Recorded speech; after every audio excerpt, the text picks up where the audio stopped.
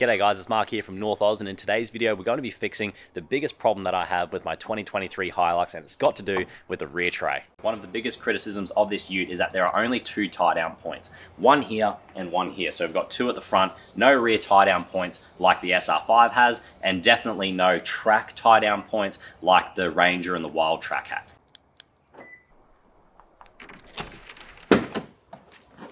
Even with two additional tie down points at the back and a roller track tie down system, that still wouldn't be good enough for my purposes. Now I've got a camping trip coming up, and in order to put everything in here that I need to, and so it doesn't move around and break everything in here like the 12-volt outlet and the lights, I'm going to have some sort of track system on the floor of this tray so that all my stuff doesn't move around. I know that I have to have some sort of adjustable track system on here, so that led me to a few options. One is to buy one offline, which costs around $50 to $60, or to go into a place like Anaconda and BCF, where again they cost about $50 to $60 to be able to get a 60 centimeter, I think it's about 61 centimeter track that you can buy. Now 61 centimeters is a little bit big for what I wanted, because what I plan to do is to have one in the very edges behind the wheel well of this tray, and also have one in the middle of the tray. That means that I can lash over and I can do whatever I want and have a lot of configuration in this back setup. Now, because I couldn't get a very big track, what I ended up doing was finding a smaller track, and I bought these from Bunnings. They're only $23.50, and they're 30 centimeter tracks, and they're pure aluminium, so very strong, and they have a lashing capacity 900 kilograms at 45 degrees and a vertical pull of 1300 kilograms, which is absolutely massive. So I went out, bought these. This is going to be a lot easier to install than a 60 centimeter track as well, so I'm going to give this a go. This is my best shot at trying to get some sort of tie down points, and yes, there's only two in here, and that's all they had in the store, so I'm going to give this my best shot, see what happens. I'm going to take you along with it, with me as we do this. So the first thing I'm going to do is mock up where I want to put these tracks, and then see if it can work with underneath the tray as well, because there are some washers and bolts I need to go through to hold this track to the tray.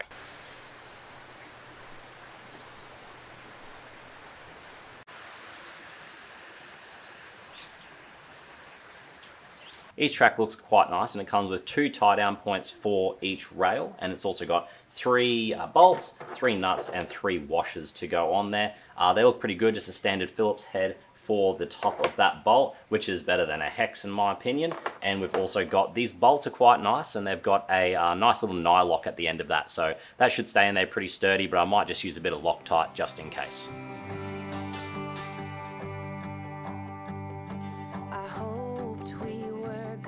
So what my plan is for this first track here is I want to make sure that these three mounting bolts, they're not going to foul on anything underneath. So I'm just going to jump underneath here, and my plan is to line up the underside of the cab so that those bolts aren't going to come through and foul on something. So you can see we've kind of got a bit of a sheet there, a little bit of sheet of metal there, a little bit of sheet of metal here. So my plan is to try to mount it something like that. Now, because I won't know where these are when I'm on top of the cab, what I'm going to do, and what I've already done, is put a little bit of a dot there. So I'll drill that first dot from underneath, and because I know they're not going to foul, I'll run up onto the top of the cab and I'll drill the remaining two holes.